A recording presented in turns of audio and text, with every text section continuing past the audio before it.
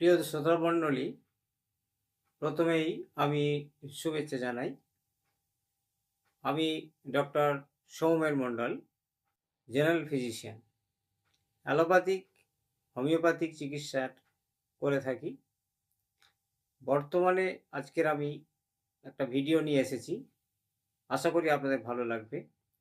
এর আগে আমার অনেক ভিডিও আপনারা দেখেছেন বা দেখছেন, ভালো লাগছে।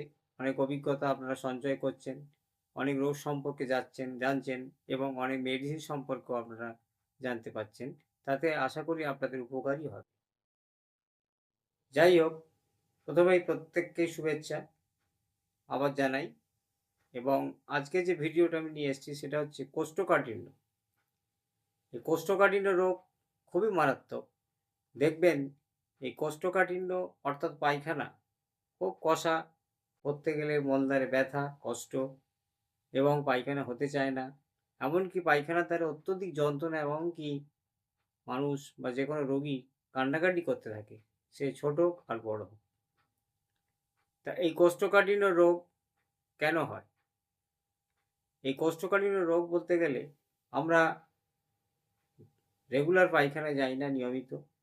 পায়খানা নিয়ম হচ্ছে প্রত্যেক দিন পায়খানা যেতে হয় প্রত্যেককেই, পায়খানা হোক আর নাই হোক। তাছাড়া আজকে আমরা কি করছি, ফাস্ট ফুড খাচ্ছি, অতিরিক্ত তৈলাক্ত জিনিস খাচ্ছি, অতিরিক্ত গুরুপাক জিনিস খাচ্ছি, তেল মশলা প্রচুর পরিমাণে খাচ্ছি। এর থেকে কি হয়, কোষ্ঠকাঠিন্য রোগ হওয়ার সম্ভাবনা বেশি। এবং কোষ্ঠকাঠিন্য রোগ যখনই হবে দেখবেন তার থেকে কি হবে, পায়খানা না হতে পেরে মলদ্বারে প্রচণ্ড ব্যথা যন্ত্রণা করতে করতে ফিস্টুলা আসবে, পাইলস হবে, যেটাকে আমরা বাংলায় অর্শ বলি। তাহলে আমাদের এই জন্যেই মনে রাখা দরকার যে যখন যে রোগ হবে, আপনাদের বলি, আপনারা সঠিক চিকিৎসার জন্য ডাক্তারবাবুদের সঙ্গে দেখা করবেন, আশাতীত ফল পাবেন। এই কোষ্ঠকাঠিন্য রোগের ক্ষেত্রে পথ্য বলে দিই। পথ্যগুলো হচ্ছে কি, হালকা যাদের খুব কোষ্ঠকাঠিন্য, একদিন দুদিন ছাড়া পায়খানা হয়, তাদের ক্ষেত্রে জল পর্যাপ্ত খেতে হবে, হালকা খাবার খেতে হবে, রিচ খাবার বর্জন করতে হবে, নিয়মিত পায়খানা যেতে হবে এবং রাত্রে করে ইসবগুলের ভুসি একটু উষ্ণ জলের সঙ্গে প্রতিদিন খেতে হবে। এছাড়াও শরীরকে ঠান্ডা রাখতে হবে। তারপরে দেখবেন আপনাদের তার সঙ্গে নিয়মিত ডাক্তারবাবুর সঙ্গে পরামর্শ করে ওষুধ খেতে হবে। তাতে দেখবেন আশা করি ভালো ফল পাবেন। কোষ্ঠকাঠিন্যর হোমিওপ্যাথিক ট্রিটমেন্ট খুব ভালো আছে এবং সেই সঙ্গে অ্যালোপ্যাথিক ট্রিটমেন্টও ওষুধ আছে, যাদের সঙ্গে সঙ্গে পায়খানা হয়ে যায় পরিষ্কার, কোনো অসুবিধা কিছু হয় না। আর আপনারা এগুলো ফেলে রাখবেন না কেন, এই রোগ থেকে কোন সময় মলদ্বারে ইনফেকশন হয়ে যেতে পারে, মল না বেরোতে পেরে মল জমে গিয়ে মলদ্বার বাস্ট করে যেতে পারে, কোনো ইনফেকশন হতে পারে এবং এমনকি ক্যান্সারও হয়ে যেতে পারে। সে ছোট হোক আর বড় হোক, প্রত্যেকের ক্ষেত্রে চিকিৎসা আপনাদের করা অবশ্যই প্রয়োজন। অ্যালোপ্যাথি ট্রিটমেন্টের আমি বলে দিই, একটা ওষুধ খুবই ভালো, সেটা যাদের কোষ্ঠকাঠিন্য পায়খানা হতে চায় না দু একদিন ছাড়া বা করতে কষ্ট হয়, তাদের ক্ষেত্রে দুফালাক সিরাপ আছে, দেখবেন অ্যালোপ্যাথিক দুফালাক সিরাপ। এই সিরাপটা প্রত্যেক দিন 3 চামচ করে রাত্রে শোয়ার সময় খাওয়া দাওয়ার পরে খেয়ে শুতে পারবেন। যখন পায়খানা একদম হচ্ছে না, সে দিনের বেলা হোক আর যখনই হোক, সেক্ষেত্রে তখন দিনে 3 বার প্রযোজ্য, 3 চামচ করে।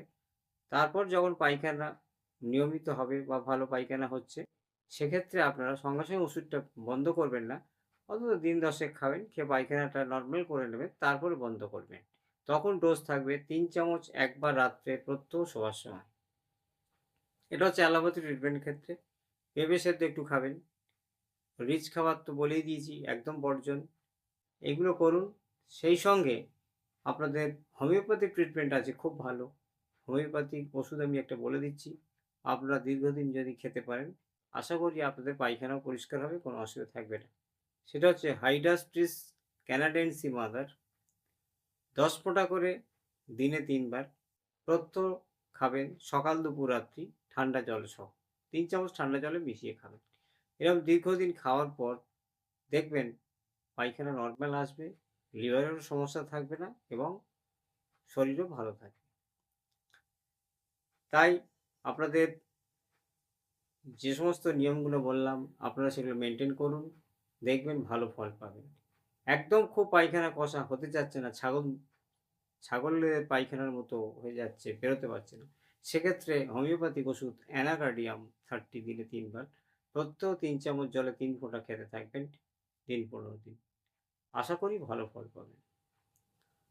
তাই বন্ধুরা, আমি যেভাবে নিয়মগুলো বললাম, যেভাবে আপনাদের জানালাম, আপনারা সে মতো আমার কথা মেনে চলুন, আশা করি ভালো ফল পাবেন। আমার ডেসক্রিপশানে লিঙ্ক দেওয়া আছে, ফোন নম্বর দেওয়া আছে, ঠিকানা দেওয়া আছে। আপনারা কোনো অসুবিধা এই ব্যাপারে পড়লে আমার সঙ্গে যোগাযোগ করতে পারেন। তাই বন্ধুরা, আজকের এই পর্যন্ত। আগামী দিন আবার ভালো আমি ভিডিও নিয়ে আসব। তাই আপনাদের কাছে জানাই, বারবার রিকোয়েস্ট করে আমার ভিডিওটাকে আপনারা সাবস্ক্রাইব করবেন, লাইক দেবেন এবং শেয়ার করবেন।